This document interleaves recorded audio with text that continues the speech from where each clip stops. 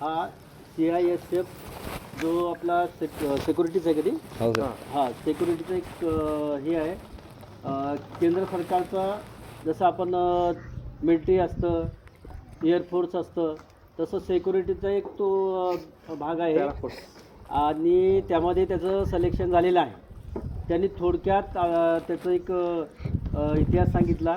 इतिहास म्हणण्यापेक्षा आपली घरची परिस्थिती सांगितली की त्याच्या घरची परिस्थिती कशी होती.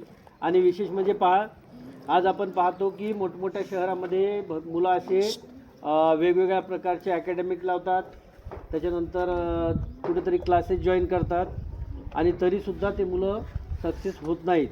परंतु आपल्या ह्या छोट्याशा गावातून आपल्या शाळेचा विद्यार्थी आणि स्वतः सेल्फ स्टडी करून स्वतः प्रॅक्टिस करून, आता हे दोन त्यांचे मित्रसुद्धा आहेत की ते सुद्धा मी त्यांना विचारलं तर ते सुद्धा स्वतः करतायत.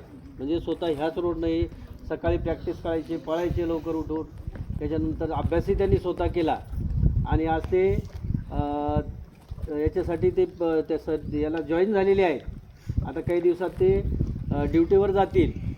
आणि एक अभिमानाची गोष्ट आपल्याला म्हणता येईल की आपल्या शाळेचे विद्यार्थी आता बरेचसे असे विद्यार्थी कुठे ना कुठे वेगवेगळ्या याच्यामध्ये सक्सेस होत आहे, जॉईन होत आहे किंवा त्यांना एक सरकारची नोकरी मिळत आहे.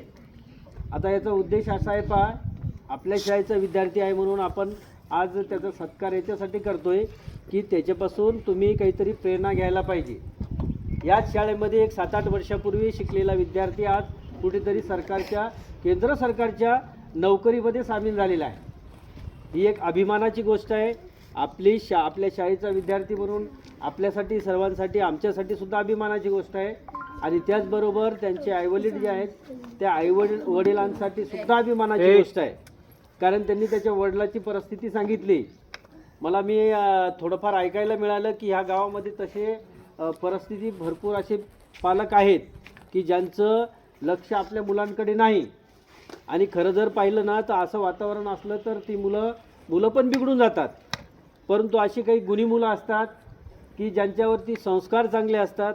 अशी मुलं स्वतःमध्ये जिद्द निर्माण करतात, काहीतरी ध्येय, आपल्या भविष्याचं ध्येय समोर ठेवतात आणि ते तिथपर्यंत पोहोचण्याचा मनातून प्रयत्न करतात. म्हणून आज हा सक्सेस झालेला आहे. त्याचा मोठा भाऊसुद्धा, तो सुद्धा एक मेकॅनिकल इंजिनिअरिंग आता त्याचं चालू आहे. भविष्यात 1-2 वर्षात आणखी त्याचं कंप्लीट झाल्याच्या नंतर तो पण कुठे ना कुठेतरी जॉईन होणार आहे. म्हणजे परिस्थिती कशीही असली घराची, त्यांनी सांगितलं की मी कुडाच्या घरामध्ये अभ्यास केलेला आहे.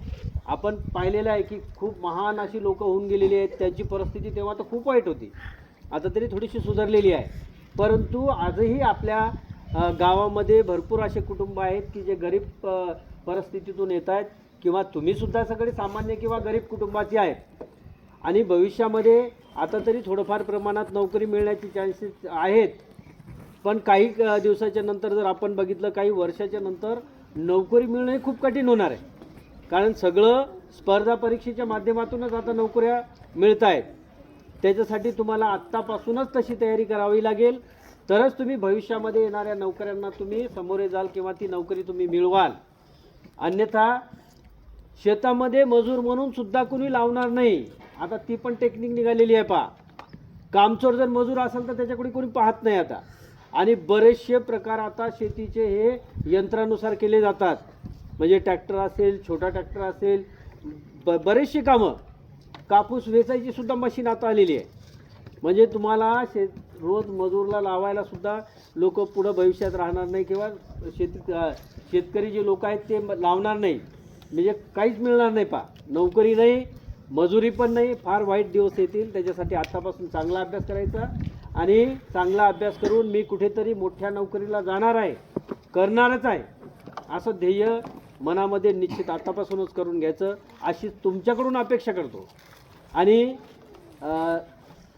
काय नाव म्हणलं, मयूर फुलसुंदर याला त्याच्या भविष्यासाठी पुढच्या, आता तर तो नोकरीला लागलेच आहे. त्याच्यामुळं माझ्या शाळेच्या वतीने, सगळ्या स्टाफच्या वतीने मी त्याचं, माझ्या परिवाराच्या वतीने मी त्याचं अभिनंदन करतो. आणि पुढच्या भविष्यामध्ये त्याच्या डिपार्टमेंटली ज्या काही मोठमोठ्या परीक्षा असतील त्या परीक्षासुद्धा त्यांनी द्याव्यात आणि ह्या पदावर न राहता आणखी मोठ्या पदावर जावं अशी अपेक्षा त्याच्याकडून व्यक्त करतो. आणि